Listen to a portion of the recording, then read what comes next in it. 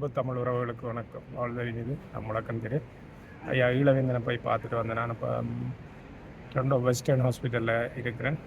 ஐயா வந்து இப்போ ஆபத்தான நிலையில் இருந்து கொஞ்சம் ஓரளவு ஸ்டேபிள் கண்டிஷன் என்று சொல்லக்கூடிய அந்த நிலைக்கு கொண்டு வரப்பட்டிருக்கார். இப்போ 5வது ஃப்ளோரில் 5Bயில் 174Bயில் இருக்கிறார். நீங்கள் பார்க்கலாம், காலையில் 9 மணிலேருந்து பின்னேரம் 9 மணி மட்டும் பார்க்கலாம் ஐயாவை. நான் ஐயாவோட கதைக்க முயற்சிச்சுன்னா என்ன விளங்குதுன்னு சொல்கிறார், தெரியுதுன்னு சொல்கிறார். ஆனால் கண்கள் எல்லாம் என்ன தெரியலன்ற மாதிரி தான் இருக்குது. மக்களே, அவர் வந்து ஒரு ஆக்களோடு இருக்க விரும்புகிறவர், தமிழ் தேசியவாதி. அவர் ஒரு கெட்டதுலேயும் ஒரு நல்ல விஷயம் என்னென்னு சொல்லி சொன்னால், இந்த மருத்துவமனை வந்து நரம்பு சம்மந்தப்பட்ட அந்த நியூரோலஜிஸ்ட் அந்த துறையில் தான் இருக்கிறார். ஐயா விழுந்த இடத்துல வந்து அவருக்கு, அதாவது வாதம் வந்து தான் விழுந்திருக்கிறாராம். அவர் விழுந்த இடத்துல வந்து தலையில் வந்து நிறைய ரத்தம் உள்ளுக்குள்ளே இருக்கிறதாகவும்,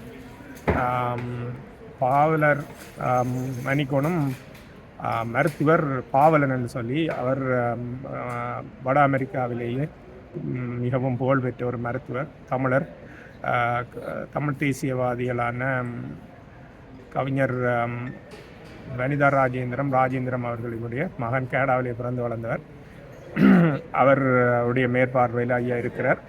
அவருடைய உத்தரவின் பேரில் ஐயாவுக்கு அந்த இருக்கக்கூடிய இரத்தங்களை உடனே சர்ஜரி, அதாவது அறுவை சிகிச்சை செய்து எடுக்க சொல்லி அவர் உத்தரவு, அதாவது இது போட்டதாக வந்து அறிஞ்சினான். கொஞ்சம் ஐயாவோட நிலைமை வந்து தேறிக்கொண்டு வருது. ஆனால் நீங்கள் இங்கே வந்து பார்க்கலாம் என்னென்னு சொல்லி சொன்னால், ஐயாவுக்கு அங்கிற முகங்களை பார்க்குறதுக்கு விருப்பம். அவர் ஒரு தமிழ் தேசியவாதி, மக்கள் என்ற கடலில் வாழும் மீன்கள் மாதிரின்னு சொல்லி தலைவர் சொல்லுவார்.